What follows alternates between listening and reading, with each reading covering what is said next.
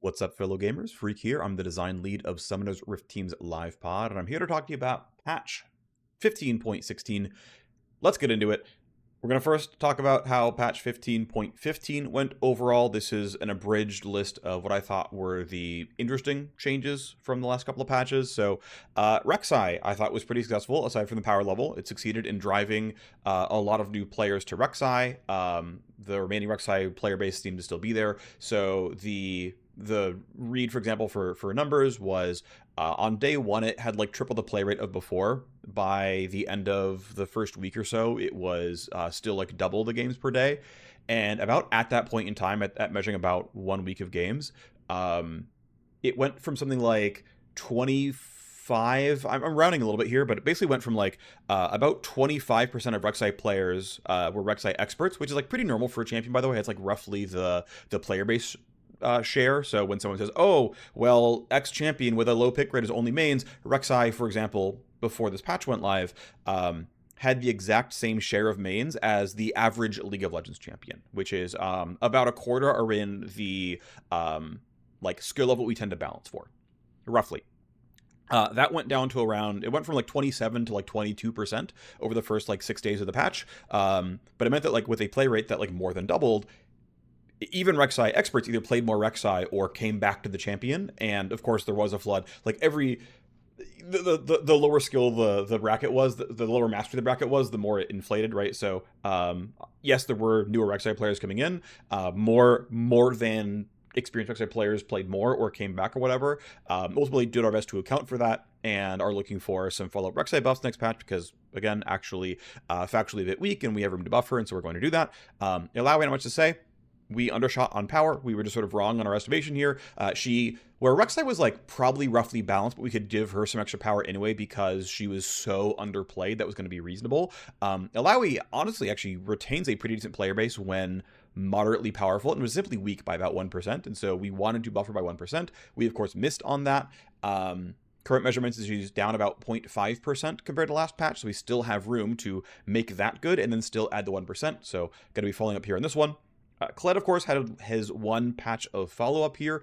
Ultimately, he's at a pretty similar win rate to what he had before the update last month, and is sustaining a measurably higher play rate as a result of the changes, we think, as a result of the changes. So pretty successful there in terms of getting Kled a slightly larger audience and making him pretty functional. So thumbs up from me. Neela, I saw people debate whether it was going to be powerful or not. Neela, we hit magnitude. We got about between 0.75% and 1% win rate off, which was the goal, and we hit that.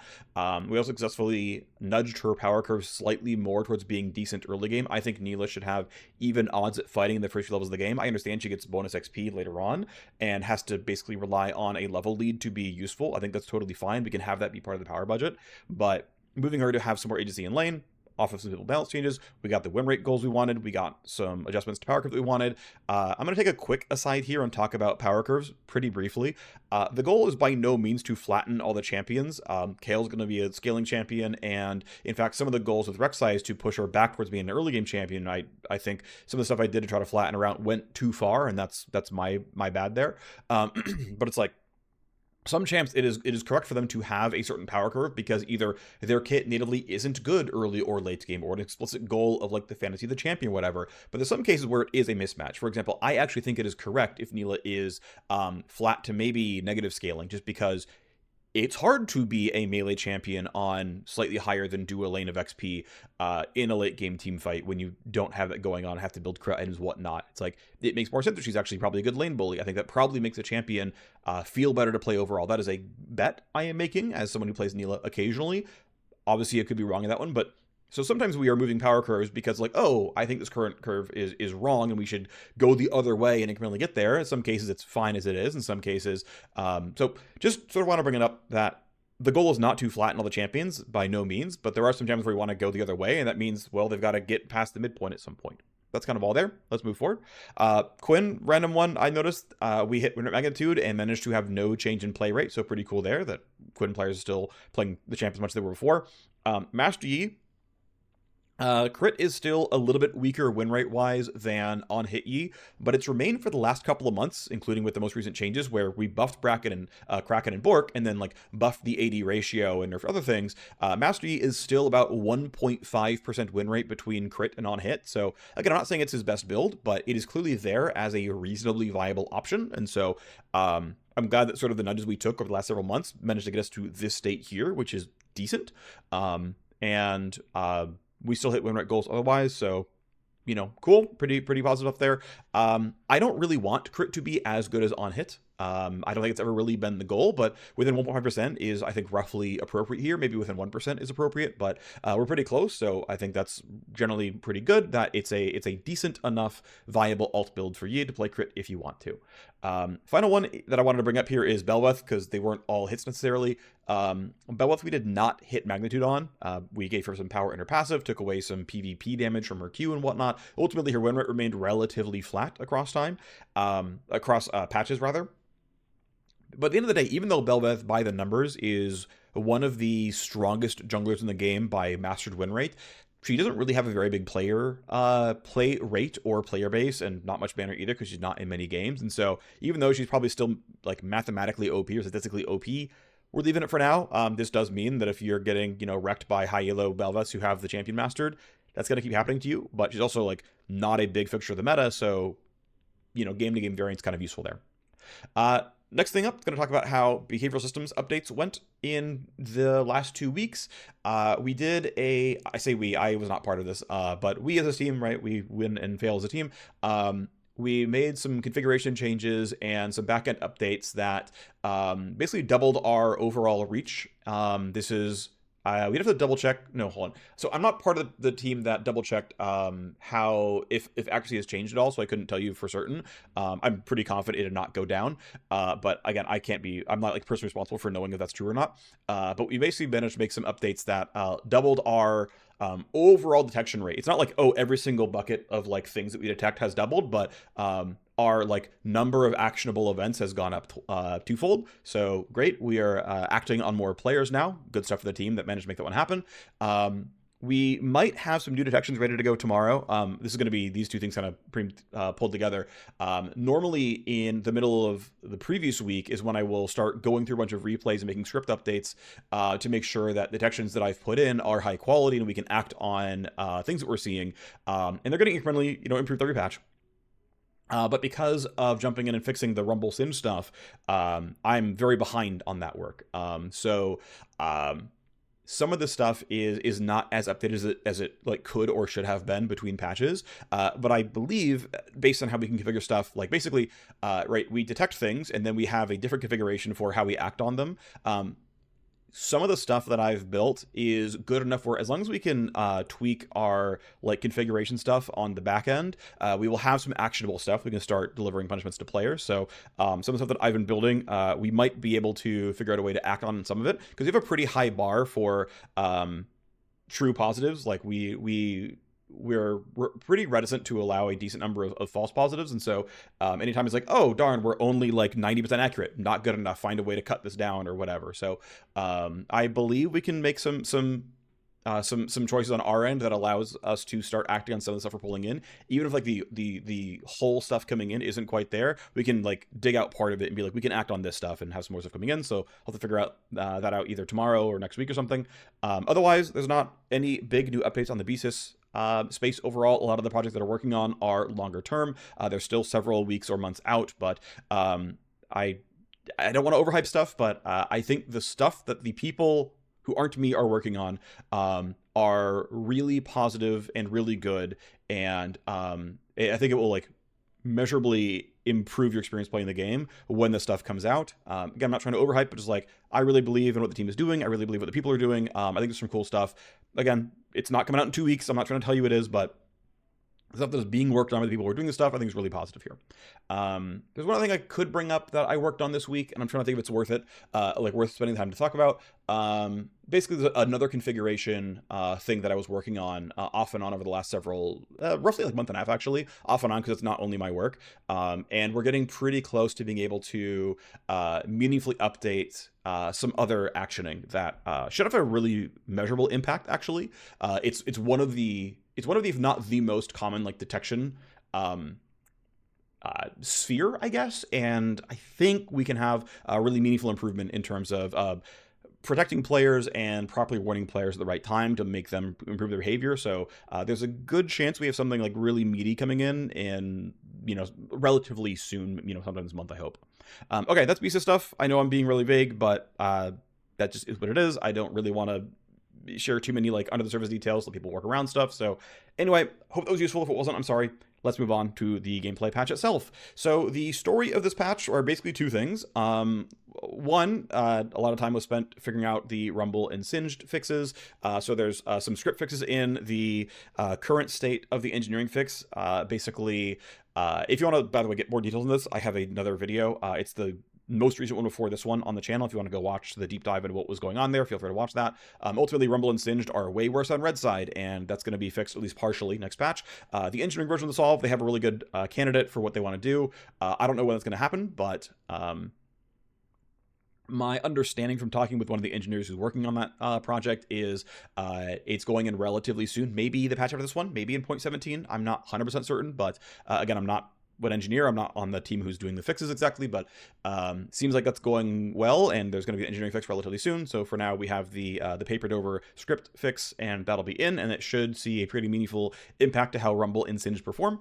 But otherwise, as far as gameplay content is concerned, the sort of bigger thrust here was trying to add new things to master and orient around. The goal is to do a little bit of a meta shift around what items are good and pushing some champions in. And so we'll see if this has a meaningful impact and makes the patch feel a little bit spicier than normal.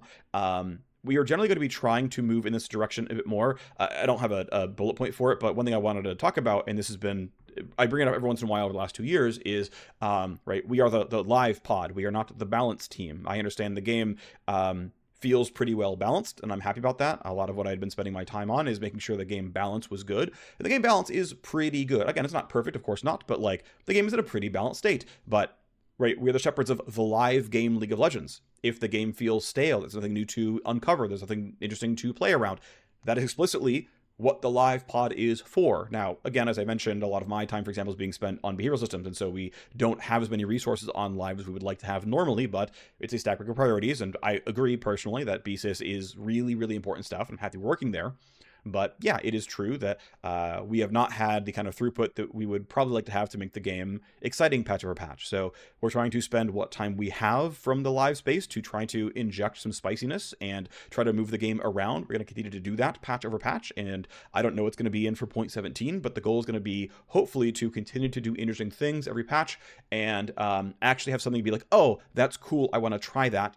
The goal will try to be to have that happen. I'm not going to say we're going to hit every time, but we're going to try to make patches exciting in between seasonal updates, which are going to be even more exciting on average. But that's going to be the goal, to try to be like, oh, the game changed in a way that matters to me. I'm going to log in and play the new thing or the different thing or whatever. Otherwise, though, we, of course, are doing normal balance stuff. We are broadly in this patch nerfing the strongest junglers, specifically fighter junglers. There basically isn't a tank jungler who's considered OP for solo queue, and so we're doing a pretty heavy solo queue meta cycle here, at least in the jungle. That should probably move quite a few things around overall. We'll see. Again, there's only so many hours in a week, and so only so much manpower we have, but hopefully this feels like a decent refreshing of the metagame. Okay, so let's start going by the more difficult, more gnarly changes here, the adjustments. As mentioned, Rumble has a big overhaul here. I would like everyone to place your bets on what you think the win rate change on Rumble is going to be. My personal bet is plus 3%. So basically, the way I see it is I expect, and this is like really based in very little reality, I expect that the script fixes to be around a 2.5% win rate bump to red side Rumble. And so the current win rate delta, blue-red, is somewhere around 7%. I expect that to drop to around 5 or 4. we'll see, right? But there's plenty of ways to get the data to figure that out in the relatively near future. So before we even cut the next patch, we'll know the answer to whether that happened or not. But also, Q is being strictly buffed in terms of the burn is going to last longer in a lot of contexts, and it's just going to deal more damage in a lot of contexts. The R is going to be more responsive as well, and so I think this is going to be not only refixing the blue-red stuff, but there's a bunch of win rate coming in to making Flame Spitter stronger as well. Now, one thing I want to note, actually, is that even though like Rumble professes to be pro-jailed, and there's a certain amount of that being true, what I want to say is the like generically measured Rumble high mastery win rate, the like baseline that we measure all champions through, Rumble is 1% underpowered across solo queue games of League of Legends, which mean if we did bring up Red Team Rumble to, just even like plus 2%, Rumble would be via champ mastery a balanced champion. That's of course with, again, an actual factual win rate bump by, bringing red side up and whatever else. But it also means that like, when you look at pro data, and so pros actually pick Rumble on blue more than they pick Rumble on red. Actually, over the I think it was like on Friday evening, Jat messaged me because we had just run into each other on the campus and we were chatting about this. He had like watched the video I'd put out. He went and looked at like long-term historic Rumble pro data, and in every single season, Rumble red side had lower win rate than Rumble blue side, and those numbers, those win rate deltas, were larger than the generic blue side, red side pro win rate delta, which of course also has existed every single season. But like, I think I'm gonna probably butcher the math a little bit, but it's like, oh, in pro games, Rumble was like around like 4 to 6% win rate skewed, even accounting for the blue red side inherent win rate skew in pro play because blue wins more than red does. And so it's like, oh, it's definitely not just the camera angle. I mean, obviously we know there's like real gameplay impact, but it's like, man, imagine if you were, I mean, it's, shame on us for having the bug, of course, but it's like, man, imagine if you were a pro team that was like, no, we really, really looked at like the win rate by side things and said, no, we will never pick Rumble on red. It's a 45% win rate champion on red when the pro average for red side is 47. We're just going to lose 2% win rate by picking Rumble, who ostensibly should be one of the better champions of the game because we're picking him. Nope, -2. And similar for blue side, it's like, blue side is, 55 or whatever. Nah, blue side Rumble is 57. And it's like, turns out that, and it was also true, by the way, that pro play pick rate for Rumble was more blue than red, like 60-40. Don't get me wrong, it wasn't like 90-10 or anything. But it's like, oh, actually, it was often factually true that pro teams would blue one Rumble where the champ has factually basically always been overpowered, but has had a deflated win rate because red side Rumble has been just clearly worse. I just find that kind of interesting. Actually, there's probably still analytics one could do. There appear to be several champions who have substantial blue-red side differences that is probably not too hard to just be like, build the list and be like, oh, actually, even though we want to pick champion A or whatever, we probably shouldn't do it. As weird as it sounds, like some of this data is honestly pretty reliable, and the pro teams could probably use this and like get another small edge here because I'm sure there are other things wrong, and we're happy to fix them. We should fix these bugs, don't get me wrong, but anyway, that was mostly just, there was an interesting story, I wanted to tell it, and so I'm telling that story. The rest of what's going on here, by the way, for Rumble is because we know we are buffing red side to be up to parity with blue side. We know we're strictly buffing Flame Spitter's outputs by making the damage more reliable and damage champions and targets in more contexts. A champion that is probably already, when played on blue side, probably actually overpowered, at least balanced, and we're buffing his Q. We are taking some damage off the Q itself by nerfing the AP ratio and the max health damage at ranks 2 through 5. The expected impact of the nerfs, if there were no other changes, would be around 1.5 to 2% win rate. But beyond that, again, I'm expecting 2.5% win rate to red side, aka 1.25 total. And it's hard to do the ballpark, but I'm going to guess around 2% win rate worth of Q is stronger as an ability. And so I know the math doesn't line up to 3%, because even though I can like do all that calculation, I'm like, honestly, I expect to see Rumble go up 3% next patch.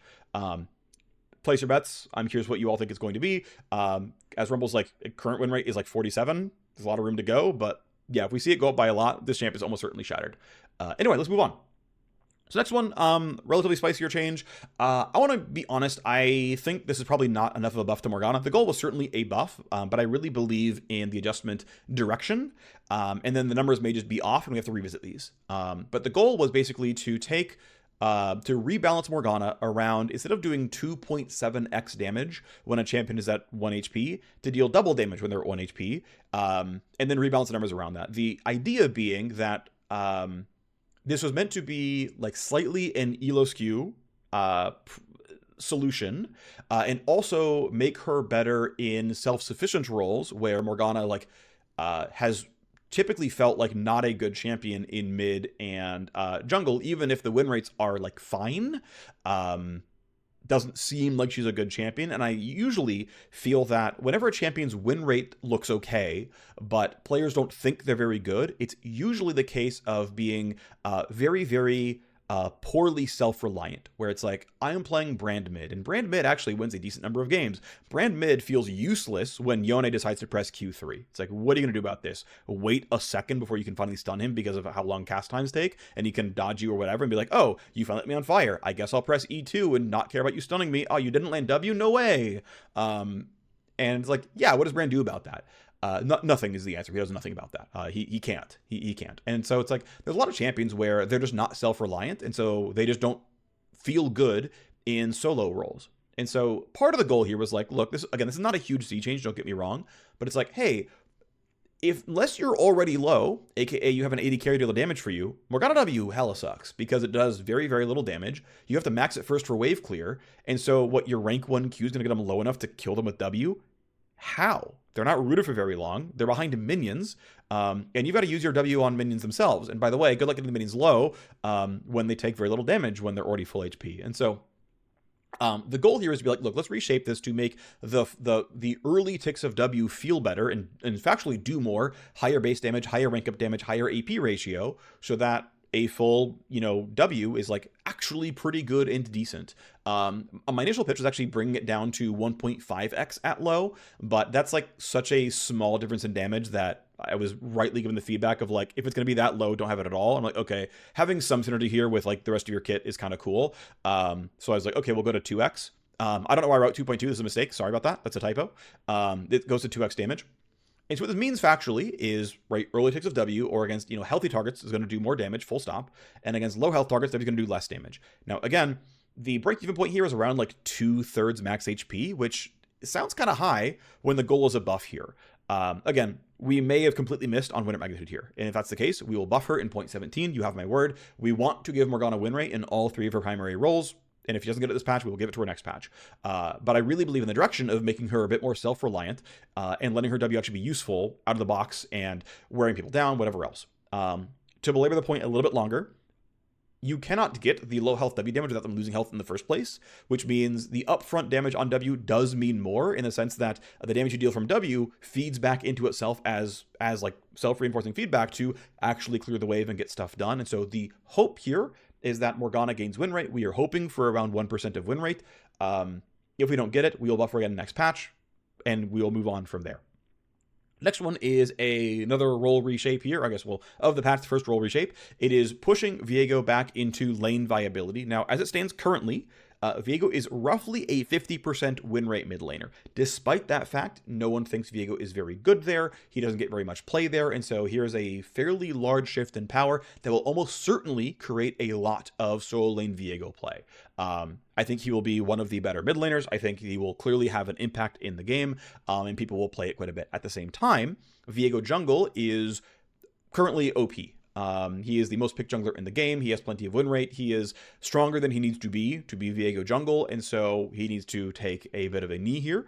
So the net changes here are plus 10 flat damage to Q in all contexts, net reduction of 5 monster damage, so minus 15 to the mod means a net change of minus 5, so his clear is factually slower. His PvP damage and his wave clear is factually stronger, of course.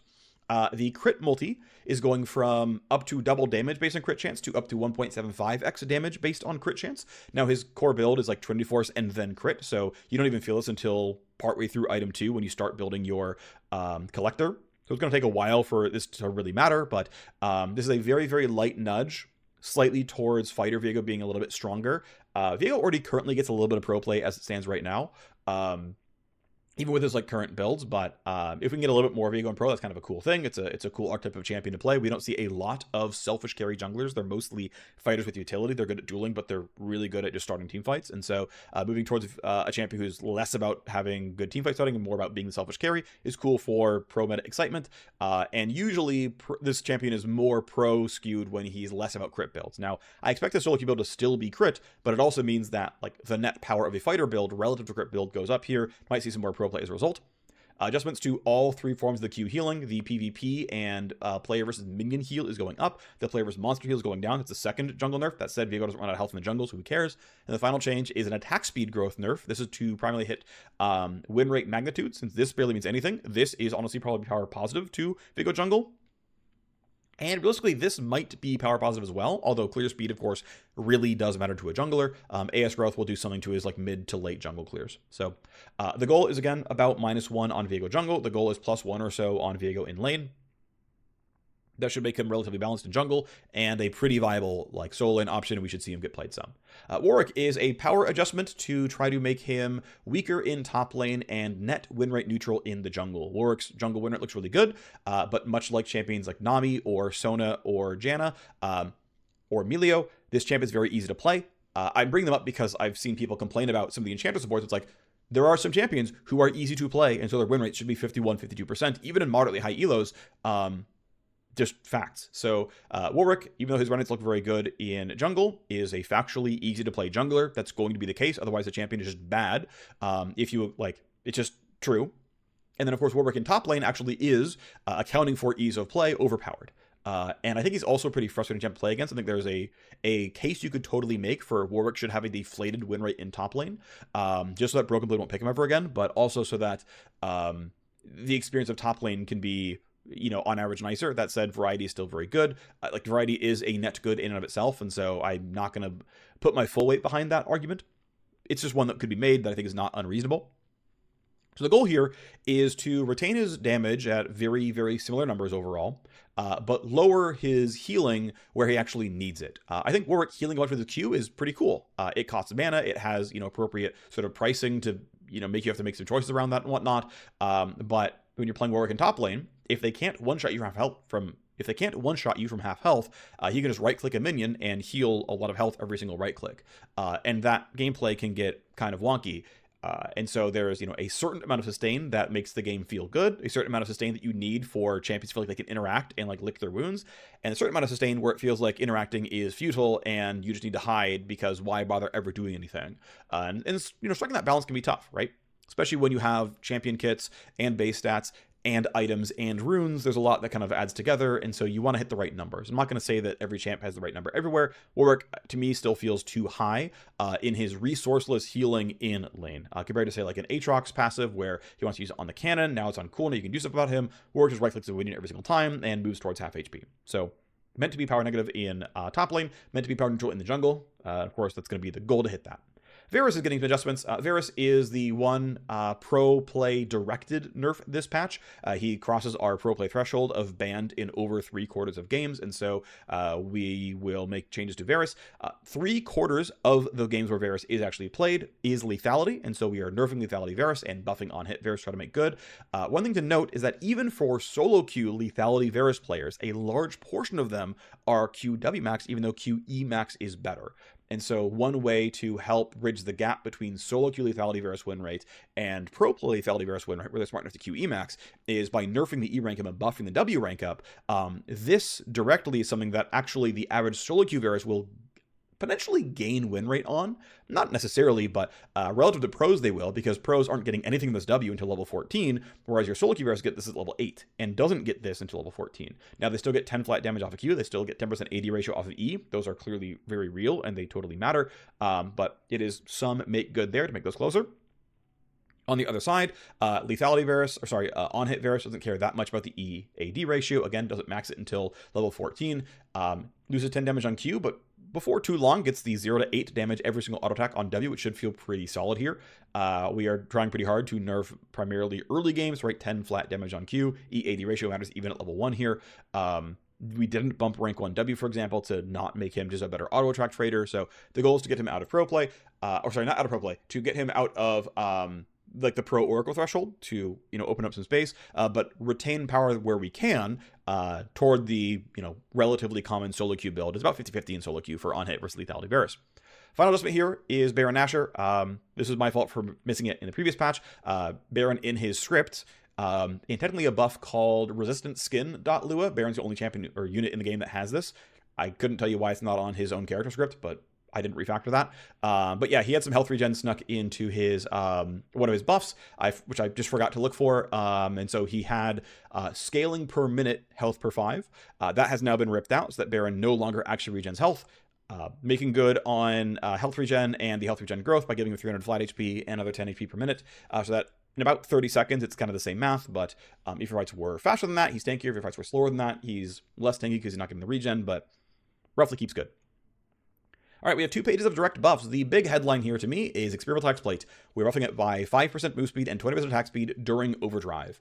This is obviously going to be a big deal for Nocturne. It's a pretty big deal for Olaf, who's the second biggest purchaser here. This is meant to be quite a lot of power. It's meant to be good enough that people will turn their head and be like, oh, Hexplate, I should try that on my favorite fighter. I expect we see a very, very big pick rate spike here. I think we're going to see some people go to it and be like, oh, I love this. This is me now. This is how I'm going to play it. There'll be some who try it and go, it's not for me, it's not for me. But ultimately, we wanted to put the item in a power level where, yes, we acknowledge it's going to be hard bound on Nocturne. It kind of already is. It will likely become hard bound on Olaf. That's fine. Is to get to a power level where there is a decent portion of conditional purchasers instead of one kind of bound, which is Nocturne, one conditional, which is Olaf, and then a bunch of never. We might see some AD carries posted, of course. If we have to range melee mod, we can. Don't want to if we don't have to, but if we have to, we will. But this is like one of the big, like, turn your head, this is a new thing. And we'll definitely see, we'll try this out and see how it goes. Next is Brand. So one thing that happened here is we did a big pass on mage supports and identified the ones that, now I will take a step back and be like, look, my view on mage supports is that we should support them existing and being champions that people who want to play mage supports can play. It should not be troll. It should not be grief to be a mage support main. I understand there are plenty of players who don't like playing with and against mage supports. It is what it is. Mage supports are pretty popular. Lux is often the most picked support in League of Legends. These are just popular champions that people like playing, and it is a player base that we should always be trying to serve. Now that said, they should be viable. I do not believe they should almost ever be the optimal pick. In the way that, like, Taric has an inflated win rate because no one thinks Taric is any good. I care less if people don't think their support's very good. If their support's win rate is appropriate, that's fine. And so my goal is to get these mage supports with this patch to roughly appropriate levels of power. Not above that. Not trying to make mage supports optimal. I think the game overall is better if people are lightly nudged to play cooperative style champions. I think that is just a good thing in general, that people are lightly encouraged to help their teammates out. I think it's a positive thing for a team-based game to reward you for playing team-based champions. That said, I know one of the other discussions that people have been making is around how individual agency feels a bit low and team fights are all that matter. We generally agree. It will not be happening overnight, but we would like to move the game lightly away or moderately away. We do want to, like, measurably move the game away from how strongly teamfight centric it is. This is not going to be happening right away, but it is something that we definitely want to do. Your complaints have been heard. Your concerns have been heard. We want to move in this direction. Again, it's not happening right away, but we agree. We would like to move it a little bit less. I keep saying a little. We want to move it measurably away from teamfight centric, though still having teamfights be meaningful and have them matter and have teamfights matter and have teamwork matter and all those things. But that's all I'm going to say there. But we do want that to happen. So that said, did a pass on all the mage supports that are commonly played in support and identified the ones that were weak enough that it felt like they were grief to pick and buffed all of them. So Brand is getting buffs for support. He will happen to get this power in mid as well. We also know that Brand jungle has sustained a play rate before. We'd like to bring it back to a reasonably viable jungler, and so we're also buffing the jungle mod. So this right here is the passive jungle mod going from 2.4 to 2.6x. So it will be this usually is about 1% winner to jungle per 0.1x on the passive here. So this should be about 2% win rate jungle itself. And then we're adding a quarter second to the stun duration on Q, and we're dropping the ultimate cooldown by another 10 seconds here. So this should make Brand a better team fighter and all that kind of fun stuff and make him a stronger champion. Gnar is getting a buff here, basically looking to inject him toward pro play. My perennial number will be if I can, well, it's different with Ruthless now, or Ruthless, wow. Yeah, we're Path of Exiling here. With Fearless, generally speaking, my perfect, like, presence for a champion is around 30%. I have to recalibrate it post Fearless now, but pre-Fearless it was like, oh, if you had about 30% presence, that was about right, because some champs are never going to be pro viable, and some champs can always be too fringe. So if I can, if we can ever get champs toward 30% presence, wow, it's going to be a very large number of champions that you see occasionally. That's really cool. I guess technically that doesn't really change in Phreak. It's still 10 picks and 10 bans every game. And so if you kind of close your eyes a little bit, you still kind of aim for 30%. So, well, Gnar is not breaking any solo queue records, and he has very, very little pro play. And so, hey, we can re-add Gnar. He does some interesting things for pro play overall. And again, we have room to buff him. He's not breaking solo queue, and we can move him towards that 30% kind of like omni useful evergreen pro play mark, ideally. Next, as I mentioned, there's some follow-up changes to Alawi, so we're buffing another 5% total AD on the passive. I talked with a few Alawi players, and this was the one they're like, no, we'd really like, damage would be totally fine. That seems good to me. Mana is often a constraint for Alawi players, but they're like, well, if I kill things with Q more quickly, I don't have to cast as many of them, so how about I just get damage instead? I'm like, okay, I won't give you mana.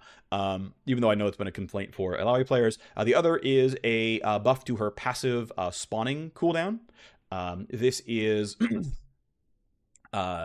basically, it is slightly skewed towards early game. This is actually another thing that somewhat surprised me, but we're talking like, no, actually, I would rather have it in the early game. It does matter in the late game, of course, as well, a little bit here. I mean, it's linear scaling, so at every single level, it's going to be faster, but a slightly early game weighted here in terms of getting new tentacles spawned faster, so you can set up in a new lane a little bit more quickly and things like that.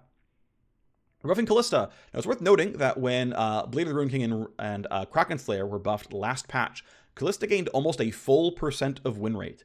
And so as people said, like, oh, XD, Riot forgot about Callista. No, her best items got buffed. She gained 1%. She's factually much stronger than she's been in quite a long time. Now, we're still going to go give her another buff here, and this hopefully doesn't make her go back into pro jail, but is now going to represent another 1% or so win rate to Callista. She should be a really good champion if you know how to play her. She's another champion where it's like, look, the master requirement here is pretty high in this champion. She's, pretty unique to play. And unlike, say, a Draven, there's not a large cohort of one-tricks or mains, so Callista has a somewhat deflated win rate in this regard. Still, though, 0.25 AD growth, pretty big here. Keep in mind her Q and E are total attack damage ratio, so this matters more than the typical champion gaining an AD growth buff here. It's not just auto attacks. The other part is a very large AP ratio buff to the E. Even though it seems like kind of a meme change here, Rage Blade is a core item on Callista, and it turns out when you have a Rage Blade with 30 ability power, 45% of 30 ability power is 13.5 damage on your first Ren stack, and 30% of 30% ability power is 9 damage on every subsequent Ren stack. Like, imagine the buff to Ren said at rank 5 gain 9 damage. That would be a really, really large buff on paper, and it would be. Now, to be fair, you do not get this at level 9. You get this when you first get an Amp Tome at, like, level 10-ish. It's not close, not far from 9. Then when you finish Rage Blade a bit later, it's going to be there as well. So this should be a pretty meaningful and measurable bump to her second item Power Spike, or even as item 1 plus an Amp Tome. Longsword's probably still better, but it's not that far off. I tried to model the numbers around, like, okay, here's how much damage you get from right-clicking somebody. With, your AD ratios, here's how much you get from ability power, and it'll be like, per point in gold, kind of close. It won't be quite as good as Longsword, because Q is still there, and you might, like, fail to rend in some cases. So Longsword will still be better than Amp Tome, but it's going to be a lot closer here, and a bit more comparable, though I don't expect to see Natural with this champion. It's not going to be good enough. Next is Nautilus. We're refactoring the Nautilus monster mod here to make him a more viable jungler. Nautilus's win rate right now in jungle is around 42% if you don't build him terribly. This is things like you should start E and you should max E because of where your jungle clear speed comes from. A really large portion of Nautilus players max Q or W, and it's trash. Now that said, 42 is a really bad win rate for Nautilus jungle, or almost any jungler. And so the optimistic hope here is 5% win rate. That's maybe not very realistic, but we'll see. one thing I'm trying to hold here, we're buffing Nautilus, we're also buffing Silas jungle. I want to take another aside here. The intent, and I could totally be wrong, but the intent is to inject junglers without giving them Z tier clear speed. Now, I think it's cool that Z jungle is in pro play, and yes, he is the literal fastest clear in the game. I don't love that, but the upside is we get to see Z jungle in pro play, and it's really cool. He's starting to take over solo queue, have to do something a little bit, but for now it's okay. At some point, they will probably go after it. But the goal, actually, is to inject champions into the jungle that are slightly slower than the current median in-meta junglers here, which, if you're looking at generic Diamond Plus clear speeds, is around 322. So the goal, might not hit it because we're human, we're fallible here. The goal is to have the measured average Diamond Plus player clear the jungle at around 322 for Nautilus and later this patch, Silas. And when that's there, okay, that's for first clear. All right, when that's there, what does that give us? How far from viable are they? And in some cases, we might not be able to close the gap. In some cases, maybe we will. So in the case of Nautilus, the goal is to try to give him a roughly 322 first clear, which is like standard one smite, leashless, whatever. That's the goal, right? The average clear, averaging red and blue side starts, right? And that's actually why you might have seen on PvE that the first number here, this used to be 150 to 250, and it became 135 to 285 because the first clear was too quick. Now I also want to call out that there's a delineation between like world record hyper-optimized clear and observed clear from regular players. Like Rek'Sai has the factual slowest clear in the game, but you can world record it to 310. 310 would be like top 25%. Rek'Sai is not a top 25% clear speed jungler. And so there's a very large disparity here where it's like, oh my gosh, Nautilus is the 305. It's like, no. Nautilus is a hyper-optimized 305 with 2 smites and doing everything right and making sure your whole page looks good, which page probably won't change from that, but like there's considerations there. Anyway, the goal is to try to inject Nautilus jungle into the game. The nice thing here is if all that happens is Nautilus jungle is slightly too weak for solo queue and he becomes a like pro viable jungler and Nautilus is like the second best pro jungle tank, that's a good thing. It means we have room to buff all of the pro-jailed tanks, like Skarner and Maokai and Sejuani, who are, by solo queue math, weak and could use power. And if Nautilus, like, offloads some of that burden to himself, it's like, I'm sorry, Nautilus is in pro-jail, we get to buff all the other tank junglers. And if you're a tank jungler, you're like, great, they buff Nautilus, and that allows them to buff the other champions. Like, that is at least a positive for y'all. Now, again, I really, really don't want to bring Nautilus up, like, below 320 unless we think it's really good for the game to do so. I don't suspect that's true. But I also want to make sure that like his second, third, fourth, etc. subsequent clears also feel good. And so like this mod might have to go even higher at higher ranks, might have to do some other interesting bookkeeping, might have to like level scale it instead of rank scale it. I'm not sure. But again, I think I have some like pretty strong targets for the first clear. We will be able to pretty easily measure the impact of this by the time we have to build out the 0.17 patch. And if he's a little bit too fast, a little bit too slow, whatever, we can try to figure stuff out. The other thing I want to bring up is there's not really any appetite to mess with Nautilus. Well, there's probably some we could do. It's okay.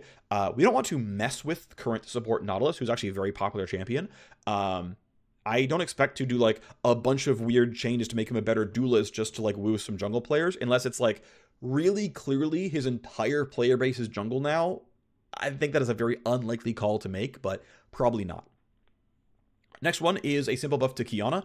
By the mastery numbers, Qiyana both mid and jungle are viable. If you are masteried on Qiyana, she is like a normal balanced champion. That said, Qiyana is very rare. She has not been like a meta pick in a long time. And so we're delivering a pretty meaningful, we expect to be about 1% win rate bump to mid and probably 1.5% win rate bump to jungle here. That should make Qiyana one of the better champions to play. This should be a decent mid lane meta shakeup. I mean, Qiyana, definitely a really cool champion. And yeah, I think we should see some stuff come out of this one. I think we should see Qiyana be one of the better picks and elevate in pick rate pretty decently as a result. Next page of buffs, we are making a buff fix to Master Yi. Kraken Slayer with his Q was intentionally excised from comboing when Kraken Slayer first came out, when it was a mythic item. no longer a mythic, and so we're basically removing the exclusion here, and so Master EQ is going to stack Kraken Slayer. This will also end up letting it stack Terminus on top. These are, of course, direct buffs to Master Yi, and his currently second most common first item. It's still behind Bork, but it seems competitive, so he likely moves as a result of this change. The goal was not really to directly buff Master Yi, but it was like, hey, this change is correct to make. We understand it's going to be win rate impacting. We're okay with that. And so, yeah, we will likely see Kraken Yi be a really, really big champion. It might mean he's in the patch again in 0.17 as another further nerf, but it was a change that was worth making regardless of the power impact. Rek'Sai, after measuring the overall impact here, looks to be needing about +4 attack damage.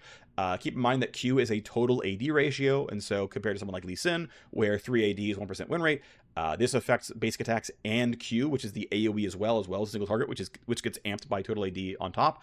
And so this we think is going to be closer to about 1.5%, which is about the power we want to give Rek'Sai. Should feel pretty good. We know she has an atrocious feeling early clear, and so trying to make that one feel a bit better, move toward the median jungler. Singed getting pretty directly buffed by the Singed and Rumble kit fixes, the red side buff here. Also, the poison is going to refresh much more reliably, which means targets will have a longer duration linger on them for more time. I expect this overall to probably be like 1.5% to Singed this patch. That's my win rate guess here is 1.5 to Singed. Obviously, it's all strictly power positive, and not much else to say except that, yeah, Singed, I think, can sustain a buff here and should be doing pretty well with this one.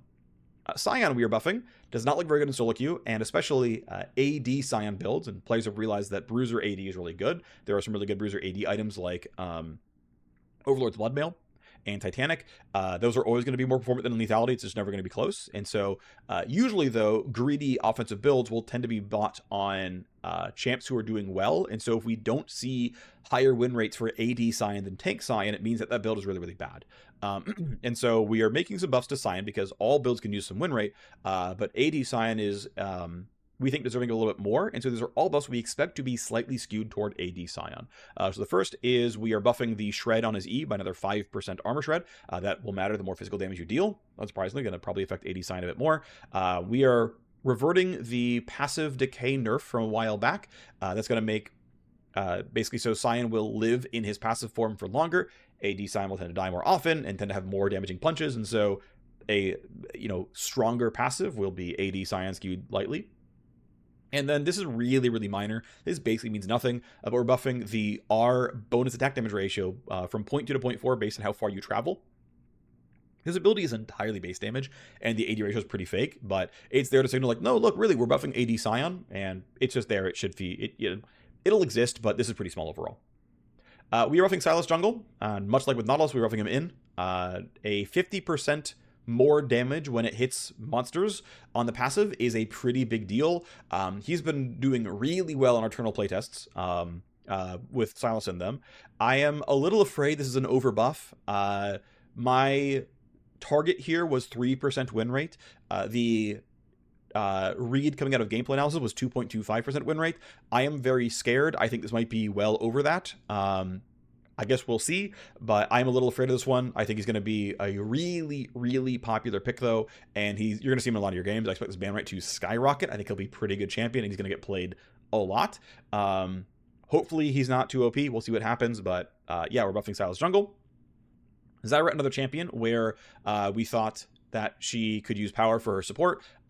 Jungle could use a little bit. Mid lane could use more than a little bit. It's going to be really hard to get Zyra mid to feel self-sufficient and viable, but regardless, a 1 second flat cooldown decrease on E can be used by pretty much any Zyra. An R base damage increase skewed toward rank 3 will help Zyra mid a little bit more than Zyra support, but realistically it's like, hey, we're just buffing some utility outputs and some big teamfight outputs to make Zyra a bit better as a support overall. That's her primary player base. It will probably always be her primary player base, but we're happy to have this bleed out into other lanes as well. Final simple buff here is a 120% bonus AD ratio on the Q. So this does two things. One, it makes every ult more powerful because everyone has 70 plus attack damage by the time you ult them. So you get a portion of their attack damage, and you get 1.2x of that into your Q damage. It's something. It's there. It's not huge, but it matters a little bit. And of course, if you ult a Quinn or a Viego or something, you get more. Okay, fine, whatever. The other big thing though is Mordekaiser, for most of his history, has been a hybrid build champion. And the story I was told, I wasn't part of Mordekaiser's rework development was that when Gunblade existed, when Mordekaiser came out, it meant his gameplay was Gunblade guarantees EQ auto, and that was pretty much illegal. And so we shipped without any bonus AD ratios. Well, of course, Gunblade is gone. On-demand slows at range are gone, and so we can get it back. And the goal here is basically to allow alt builds for Mordekaiser. He can choose to build Sterix. He can choose to build Overlord's Bloodmail. Actually seems really good to me. Like I did a playtest of this, and I went Bloodmail third, and I was like, wow. I have my Rylays. I then got my Riftmaker, and then I just bought other Riftmaker by going Bloodmail, and I was like, I have a lot of health. I'll buy Sterix now, and I'm like, wow, I have a lot of HP. I have a lot of AD. I have a lot of Q damage. The first version of this changes was actually Q damage and passive damage. Basically, it was like, oh, the theme is going to be all of his melee range abilities are going to scale with AD. So his right click automatically, and then the Q and the passive, which are melee. And the feedback was like, you don't need to do the passive. It already does a lot of damage. Don't worry about it. Okay, cool. We'll just juice the Q. And now it's like the mace has bonus AD ratios, right? Your right clicks and your Q is like, yeah, that's very reasonable. That makes total sense. Okay, your mace has the AD ratios. If you build AD and Mordekaiser, your mace gets stronger. That seems pretty reasonable. Okay, cool. So it's there to add an alt build, to add some itemization options to Mordekaiser. If we need to tune this up a little bit more to make sure it's a bit more viable and, the items are a bit too troll, okay. But the goal is that Sterix is not troll. That is an item that you can choose to buy, and then it's fine. We go on to direct nerfs, which is, I believe, the last page of this patch. We are nerfing Yuumi. We are nerfing Yuumi's late game. So there's another case where it's like, oh man, we're flattening out the power curve. So Yuumi needs to have a certain amount of early game on her so that her teammates don't feel pissed that their enchanter is just like free riding the lane and then leaving them out to dry. Now, thankfully with the best friend bonus, it's very unlikely left out to dry. It's still best on you. But she basically, her early game can only go so low before you're just kind of betraying your own AD carry. And so we're trying to not really nerf her early game here. We're trying to get win rate impact out of her late game. Now, the funny thing is, the most common Yuumi build is QE. Next most common is EQ. And then the next most common, I believe, is EW. And so it's hard to nerf late game when every possible ability is maxed second, and every possibility, almost every possible ability is maxed first or third. There are some WMAX players, but it's really, really rare. But the biggest consistent through line is that WMAX is late. And so the primary nerf here is WMAX power, which again is going to be happening at level 8+ or even later. And so it's a 1% heal and shield power, which by itself is already a scaling nerf because 1% heal and shield power doesn't mean very much at level 3 or whatever. But then, yeah, nerfing the total heal shield power gained by maxed out W by up to 7%, which is obviously a really, really big deal, but level 18 Yuumi is not a real champion. That doesn't exist ever. The other change is nerfing the rank up and AP ratio on the passive heal on W. I guess we'll have, again, very, very little impact here to Yuumi. They're sort of in the early game and her teammate in the early game. Also, her core builds have very little AP on them, so it's not like we can get much out of AP ratio changes in the first place, but it's still there as just trying to move the numbers around and get the goals we want out of getting the win rate, impact that we want, and making her less of an eventual automatic game winner, but still actually, getting what we want, and then still leaving her lane in a decent spot. The final change here is just some damage to Q+. This is the empowered Q. This is the I've directed it on my teammate. I waited a second and a half, now I hit you in the big one. This thing has 380 base damage at rank 6, so taking 25 off is like a very, very small nerf. It's less than 10%. The rank up damage itself is, I think, 60, and so, it's now 55 per rank up. It's not exactly running out of damage here. But again, it's trying to find ways to nerf that gets felt more at later levels than at early levels because, again, we're only allowed to bring her early game down so much, but we still have win rate impacts that we want to hit here. Next is Jarvan, 0.6 armor growth, not much to say.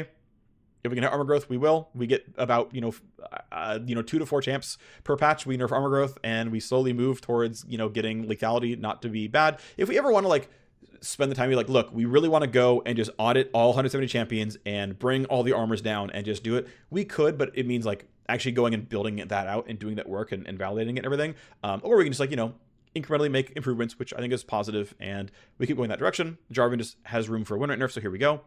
Lulu has been really, really, really nerf resilient. She's especially considered, problematic in higher MMRs.